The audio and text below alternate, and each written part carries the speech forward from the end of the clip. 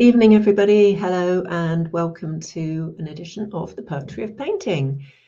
This week it's going to be a recording because I've got Skylar J Wynter on the show all the way from Australia, and as they're on the other side of the world, it's just so much more sensible to record it before the show. So do still make comments and ask questions though. I'll be here to answer them, and that would be lovely, and Skylar will answer any for her when she watches it on replay. So thanks everybody for watching, and without more ado, I will get the recording going. So bear with me and off we go. I hope you enjoy it. Oh, hello everybody. Hi there, it's Fiona Hooper here again, another edition of the Poetry of Painting. And this week, as you can see, I'm being joined by Skylar J Wynter, all the way from Australia. Hi Skylar, how are you? Good, thanks, Fiona. How are you? Good, I'm very well, thank you. So this week is a recording because it's Wednesday evening at 7 p.m. UK is just silly o'clock for Skylar in Australia. So we're doing this at a much more sensible time for her, which is lovely. Thank you so much, Skylar, for taking the time out to do this. And welcome to everybody who's watching.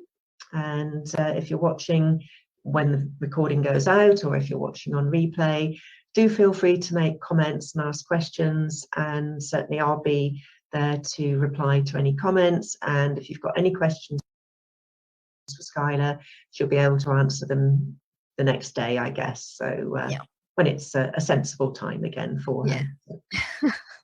Yeah, when I finish work on Thursday, which will be your Thursday morning. Yeah, so not long to wait if you've got any questions for Skylar. So please do put any comments and questions in, that would be lovely. So this week, Skylar is going to read a poem about a painting of mine, which is called Storm Clouds over Pegwell Bay, which is, sorry, the light's on it a little bit with the varnish. And now it's because I'm in mirror image, it's making sure, sorry, not mirror image. I've got to make sure I turn it the right way. So this is the painting that Skylar's written about for today's show. And it's in oils on board. And it was actually painted on the spot overlooking Pegwell Bay here, which is down in Kent in the southeast of England. So I'll put it on the screen so people can see it properly while you do your poem. And did you know where Pegwell Bay was at all, Skylar, or was it? I looked it up and saw that it was in Kent, so I did do that. And I'm glad that you said the pronunciation, because I always worry that, you know, I'm going to put some weird Australian slant on the pronunciation. So I did actually get it right, Pegwell Bay. So that's good. Right, lovely. So I'm just going to share the screen to show the painting on the screen. If you're ready to do your poem for us, sorry, read your poem for us. Is that okay? Same thing. All good. Yes, I will get going with that. Okay. All right. Over to you. Thank you. There's a storm brewing. Foul weather is imminent, and I fear I will be the sole recipient of its wrath, because it is not possible in the presence of such violent energy for anything resembling fragility to survive. So I breathe deep and brace against the oppressive weight of black swallowed by purple clouds, which inexplicably engulf the sound of deep bass thunder, warping atmosphere with densely charged ions that adhere corpulent and oppressive to my already biased perspective of what's rolling in across the bay. Precipitation rolls across my skin, a product from within, not of nimbostratus broken, but from heart broken open. Like the cleft in land below me, separating for forever one side from the other. A division undoable, emphatic, dictating once constant heartbeat will now forever be erratic. Mandating heart to never again be worn on sleeve, but branded upon landscape for all to see, and today captured in the reflection of storm clouds over Pegwell Bay. Thank you. Wow, that is amazing. So wonderful. Like the black swallowed by the purple for the clouds, and it's blown me away. Absolutely thank blown me you. away. Absolutely stunning, as always. Your poetry is fantastic, Skylar. And thank you so much for writing that. It's beautiful. And hopefully, Thank you for painting such beautiful, evocative paintings. Because I honestly could not do this for everyone. Like I say to people, like, this is not my thing. I don't normally write to cues or anything like that because I find it too forced. But your paintings, and you always send me a couple to choose from, and there's always one that just really brings something out of me. So thank you for your beautiful art. Magic, thank you. It's and in fact, while I was painting this one, I had to stop a couple of times because we were getting rained on. And luckily with oils, it didn't really matter too much, kept the palette under cover, and it got spots of rain on the painting, but because it's oils, it doesn't absorb it or wash the paint off. And so it's just a question of drying it off a bit and carrying on again afterwards. But so it was definitely a stormy day that day. And so hopefully you'll send me your poem to put out with the painting in due course on Facebook for people to read. Be lovely, thank you. So let me stop sharing that because as I say, your poetry is absolutely amazing, and I believe that here in the UK we are going to be in for a real treat later this year. So I hope it's a treat. Yes. The only concern I've got, so yes, I'm coming to the UK on a book tour. So my second book, Shine, is launching on the 11th of June, and that's going to be a live launch. So that will be very different to my first book, Pieces of Humanity, which we had a Zoom launch. But the night before, my publisher has also organised for me to do a conversations event, and that's a Zoom event, so that means that people from all over the world will be able to tune in if they want to. So that's kind of like a soft, well, it's not a soft launch, but my artist for the book will be there, and she'll be in conversation as well. So that's the night before the actual real life launch. So that's exciting. That'll be a truly international launch as well, being on Zoom, and everybody can attend that one if they're not able to actually come along in person in Australia. So and then in October we'll come over to the UK and do a tour, and we're going up into Northern Ireland and Southern Ireland. We've got 3 shows there: Belfast, Letterkenny, and Derry. And then we're back on the mainland as well, and traveling around the UK as well. So hoping to catch up with as many people in real life that I've met in Zoom over the last couple of years. Hoping to catch up with you in real life, Fiona, and doing some performances, signing my book, and hopefully having lots of fun. I am so looking forward to that, and it's far enough ahead that we can get it in our diaries and keep the dates free. So whereas things that happen next week, not much chance. But I know people are always really busy, but given that notice, hopefully we'll all be able to make it and come and see you and hear your wonderful poetry and see Mashka's amazing artwork to go with it in the book, and be absolutely fantastic. So really, we hope so. I'm just, the only thing I'm worried about is I'm fully vaxxed and everything, but I haven't had it and haven't had COVID, and so I just hope that several of my friends have been to the UK just in the last sort of month or 2, and they've all ended up with COVID when they get there. So I'm like, I can't afford to get COVID when I get there because I've got to perform and see people, and I'm not wasting time. So that will be interesting, but I think hopefully by then there'll be a thing of the past, we hope. I think it's going to be with us. We've just got to learn to live with it. But I think in your case, it would be, I think I would be very tempted to wear a mask, even though it's such a horribly long journey to wear a mask. I think I'd be seriously tempted to keep one on the flight. Oh, definitely. On the way here.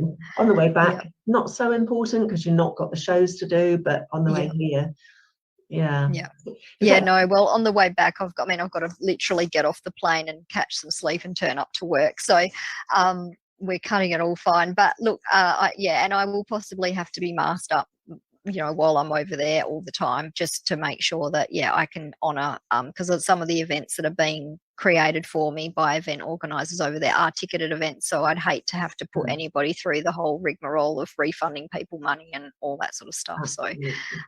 So it's going to be all about staying, I don't know, distancing and mask wearing and everything, which goes completely against the grain, because all I want to do is hug people and get up close and personal. So anyway, we'll see how it goes. Have you thought about a full hazmat suit? Just I did in blue velvet. No one will make it for me. Oh, bother. I know, it's just rude. I can't understand it. Like, I'm sure we can find someone to make it for you.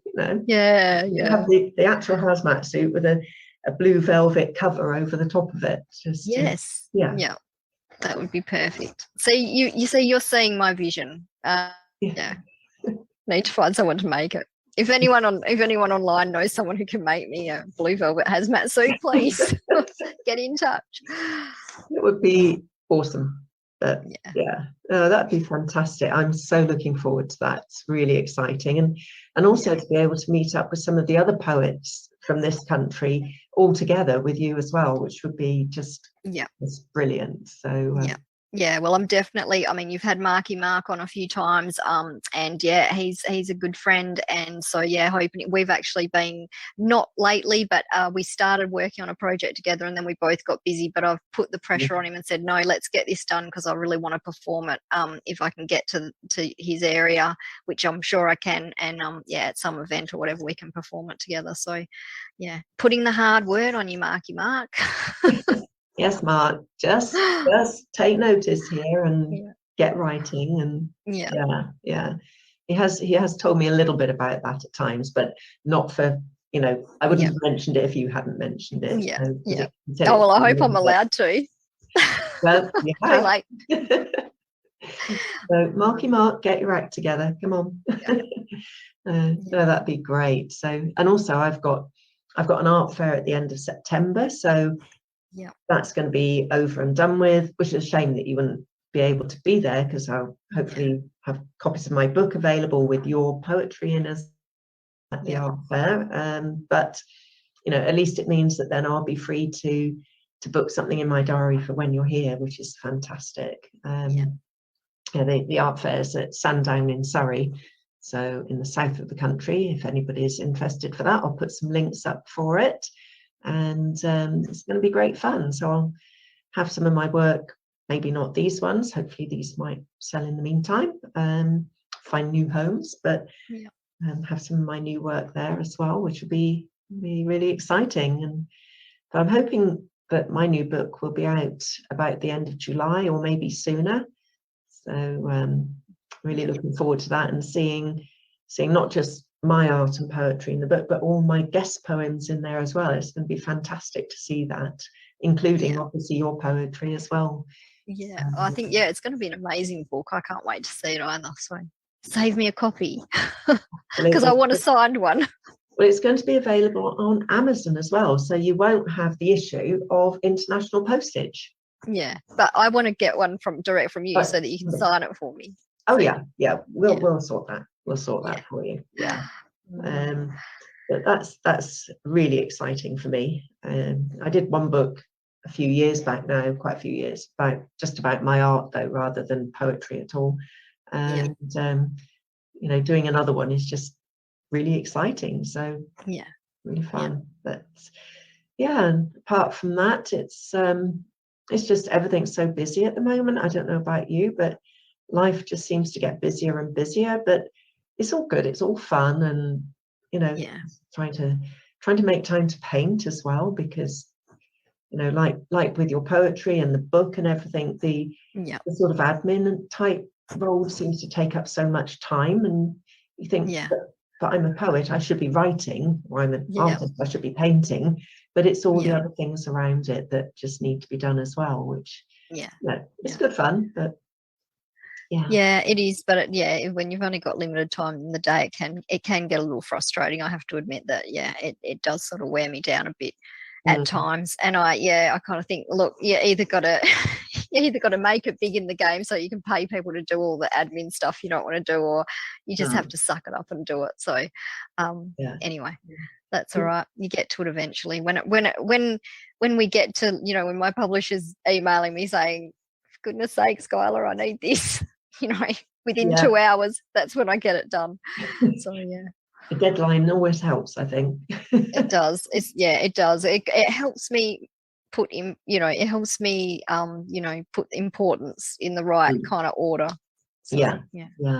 And do you find that if you're not getting the time to write poetry, do you find that you start to sort of get like withdrawal symptoms, or, you know, is it a release for you when you're writing? Do you find that's your special space, that you start and then all of a sudden you realize that 3 hours have gone by without you even realizing? For sure. Look, I love it when I'm caught up in the writing. I feel frustrated. It's not so much that I get withdrawals, I wouldn't say, but I get frustrated. So at the moment, because I've had this big period of like having to do all the edits with the book and working on organizing the book launch and just all kinds of things have been going on as well, because of course you've got your whole real life going on as well. So the trouble that I have is that poetry just kind of drops in on me. So basically I can be driving somewhere and I'll get a whole poem, and if I can't get home and get that written down as quickly as possible, even in a skeleton form, then it's kind of gone. So that's what annoys me, is that like in the last few months all this poetry's just come and gone because I haven't been able to get it down on paper. So anyway, what about dictating it into your phone? Well, the trouble is, I don't know what it's like over there, but over here, phone laws around using your phone when you're driving are like you cannot even touch your phone. Like, and there are cameras everywhere. So if they get a picture of you, even just tapping to tap the dictation thing or whatever, you know, it's $1,000 fine and so many points. And I drive a lot for work, so I can't afford any of that. And I don't want to pay them $1,000 anyway. So, I was just thinking, you know, if you pull over, but obviously it's not always a convenient moment to be able to just pull over and stop and dictate. But especially when I'm working, I don't think my boss would like that. The vehicle's always stopping. He's like, "What are you doing?" "Oh, just, you know, dictating poetry." No, and I'm absolutely sure that that you can probably say, "Hey Google, record this for me," or "Hey, whatever it is on my phone. I've got a Samsung phone," but I just can't work that stuff out. So, and also if you're thinking about that and when you're dictating it, that's not a good thing to be doing when you're actually driving. You know, when you stop, fine, but not actually driving, because you know, I would never encourage anybody to use a phone while they're driving. You know, your focus has to be on the road, regardless of laws or anything. You know, we should be watching what we're doing and focusing entirely on our driving, of course. So I understand with that one, but it was just a thought. I know, and lots of people have said it to me. You're not the first, and it's just really not. It's not practical, and like you say, and especially like my work is super busy, so I'm always, even as I'm driving, I'm getting phone calls coming through the Bluetooth and new directions from the sat nav and all the rest of it. So I am very, very full on at work. So it's such a pain having to earn $1. But there again, it's there are benefits to it as well, like food, and getting to come to the UK. So I've got to work very hard at the moment because I've got to fund that. So oh, but that's going to be wonderful. But I get a little bit withdrawal symptoms sometimes if I haven't painted for a while. So it's slightly different from the frustration, because if I've got an image, it will tend to stay with me, the image of what I want to do. But it's just that, I want to get my hands on some paint and get working. But I'm loving the pictures behind you. I mean, I love all your work, but some of it really stands out. That seems to really pop out. Well, this one and the one in the middle, they're both painted on gold leaf. I think you've probably gathered by now I'm a little bit partial to gold leaf. Looks right. In fact, I did have one here from from last week's show with Marky Mark. Actually, he wrote about this little painting. Yeah. Again, you can just see the gold reflecting there. Yeah. So that's amazing. Only a baby one, but yeah, still a painting in its own right. yes. And that one, again, what I do is I just cover the canvas or the board with gold leaf, and then once I've sealed it to protect it, then I'll work on top with the oils. And Okay. it just gives that richness and glint, and just where it peeks through. But it's beautiful. Did you come up with that technique, or is it something that lots of artists use? I haven't come across it before. Well, I'm sure that there must have been other people that have done it before me. There's so many, there's so much art out there. I can't believe that other people haven't also been doing this as well. Yeah. And you can also put the gold leaf on top of the paint. Yeah. So, you'd use a different adhesive if you're putting it on top of oils or acrylics, because, you need something that, if it's going on top of oils, anything that's water-based would eventually peel off, which you don't want. Yeah. So you can use it the other way as well, to add gold details or, and effects. Yeah. But I quite like working with it underneath the paint so that it just peeks through in places and leave. Yeah. But with this one, the sky is mainly, it's just the gold leaf, but then it's got the vegetation and the trees in front of it. Yeah. Whereas others, the one in the middle here has got less of the gold leaf showing through, but it still just comes through in places. So I don't claim to have invented something new by a long way, but I'm just enjoying it, and it's I just like the effects that it can produce. So well, I'm loving the one behind you. Like in this, you can see that reflection of the sunset. It looks amazing. It's just, I love it, and I'm working with a knife on top of it as well. It tends to let little bits more peek through than if I was using brushes. And knives are my favorite way of painting. So in fact, the one that you wrote about today, that was actually painted with brushes, and it just does give quite a different effect. So I do use brushes still at times, but I do prefer the knives with oils now. Definitely. No, it's great. It's good. I mean, it's the same as there's all different types of poetry out there, but then there's always something about the people that know me really well now don't need to know that it's me saying my poem. There's just something about the way that I poet or absolutely speak my words or whatever. It's kind we all add our own little touch to whatever genre it is that we're working with. So and all of the guest poets that I've had on the show, myself included, you've each got quite a distinctive style, which maybe before I started doing these shows I might not have appreciated that so much, but now, having worked with quite a few poets on the shows, it really has brought that home to me, that you really do have individual styles. And although you might want to try something different, just especially some of my newer poets have said, I thought I'd try writing in a different style to see how it worked, but then they may go back to what comes naturally to them. But very, very marked differences between the different poets, and as you say, yours, I wouldn't need to have your name under it to know that it was your poetry. Oh, that's good.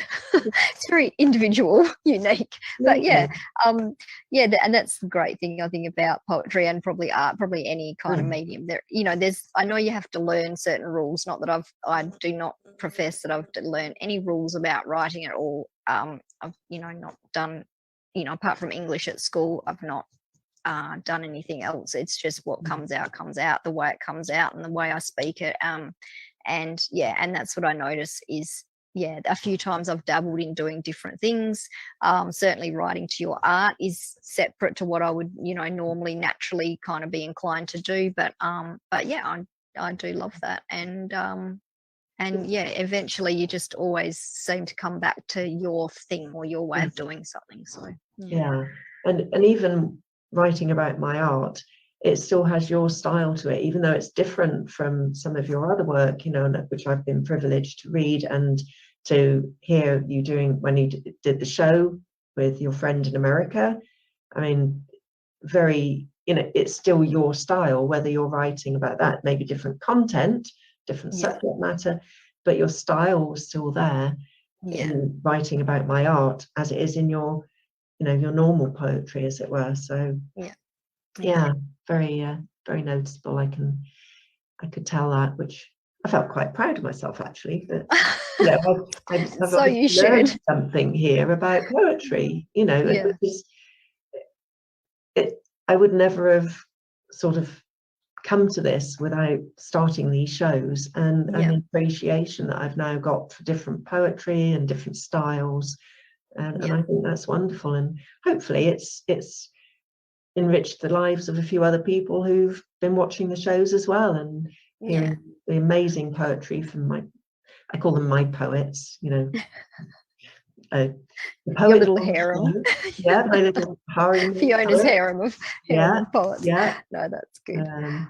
And it's been wonderful. So actually next week, everybody, by the way, I will not be doing a show because I've got some other personal commitments. All good, nothing bad. But I think it'll be the third time that I've missed a show this is show 61, I think now. So it's only the third time in well over a year that I'll have missed a week doing the show. So I'll put another notice out on Facebook just to remind you that I will not be doing a show next Wednesday. Sorry, not this. Yes. So when you see this one, it'll be the following Wednesday, which will be the 25th of May. There won't be a show that day, but back the next week as normal after that. So excellent, with another fab poet on as well. So, and I believe in due course we set a date already that we're going to have a show with you and Kim on the show as well, Skylar. I can't actually remember if we did set a date. I'll have to check my calendar for that. I know we talked about setting one, and we probably did, but I don't remember exactly when that is. Hopefully it's not in October when I'm in the UK. Definitely not October. I think we were just giving Kim time to settle into her new home before we got anything finally fixed. So that'll be good fun as well. So 2 Australians and me on the show. So that'll be another recorded one to make it a little bit civilized for you guys over there. So. And you may even be able to pick up our different accents as well, having the two of us at the same time together, because the Queenslanders talk a bit different to us West Aussies. Right. It's quite interesting. Yeah. So any other events coming up, or is it just full on with the book at the moment that you just full on with the book at the moment. I mean, end of month, we have Perth Slam here once a month. It's the last Saturday of the month. That's a live event now. So that's where I kind of just practice performing and memorizing. Like, it just helps me memorize my work. So I'll probably do that at the end of the month. If any Perth people are listening, I'll be at the Rosemount Hotel on the last Saturday of the month doing Perth Slam. And then link in the comments as well for that. So if anybody's listening, they can come along. I'll do that. And then there's the In Conversation with Skylar and Neshka, and that's on the 10th of June. And then the 11th of June is the book launch. And then from there, we'll just be probably doing there's another online actual book launch, which is going to be myself and Jeff Cottrell, who is a Canadian poet. He and I share the same publisher, and when I come to the UK in the last 2 weeks of that tour, he's going to come join us from Canada, and so we'll be performing together. So so we're having a joint book launch online at some point. I think that's the 25th of June. So a few things coming up. Good. And just actually, it's a question I've not asked any of my poets before. When you're doing the lives, certainly in-person lives, do you memorize all of your poetry rather than reading any from paper? Yeah. So when I first started doing slam, I would read, and you can read. Lots of people just read off their phones and everything else. But I like to perform like my poetry so that people actually get a real sense then of what the poem's about. And I find that that works better for me than just reading. Like quite often if I'm reading, I'll get breathless or, you know, or I'll just stuff up my words because I'm reading and whatever. So I just started making myself, and all the poetry in Zoom, in slam poetry, there's a 2-minute limit. So your poems are relatively, you know, I mean, it's not that they're short because you try and cram them in really fast and whatever, but yeah, they're of a length that you can, you know, you can memorize them. So I've taken a lot of my long poems and then shortened them for slam. And so I have memorized the slam version of them. So if ever I'm sort of called on to just, you know, someone says, oh, say a poem for us, I've kind of got a little bank, but it's only very small at the moment. So I've actually got a huge stack of my poems, which are in the book, which I've just printed out. And I'm hoping to try and learn. I'd like to have about 30 learnt before I come on tour so that I can perform different ones at different events. So yeah, I've got a lot of work because memorizing takes a long time for this brain. So yeah. Well, you'll have a nice long flight to do some memorizing on as well. Yeah, well, I'm certainly hoping that by the time I get on the flight, I will know them all and I'll just spend the whole flight running them through my head. But yeah, and no doubt, I have absolutely no doubt that whilst I'm over there, I'll be writing new material as well, because that just happens whenever you're kind of submersed into a new environment and everything else and meeting lots of people and all the rest of it. So yeah, so yes, generally you can read. There's no one saying that you can't read your poetry, but I prefer to perform it, so I do try and learn it. Lovely. Well, unfortunately, I think that's just about all we've got time for this time. So thank you again so much, Skylar, for doing this with me. It was wonderful hearing your poetry again, and it just makes me look at my painting in a totally different way now, that hearing that and seeing good. You know, what you were saying about and the division in the landscape and Broken Heart, and it just really just gives me a new version of the painting to look at, really. So thank you so much for that. And so everybody else, thank you so much for watching, and if you've put comments and questions, that's lovely, thank you. And again, no show next week, the 25th of May, but I'll be back the following week again with another poet. So thanks everybody, and thank you again, Skylar. Great to see you. Take care. No worries. Great. Thanks. Bye.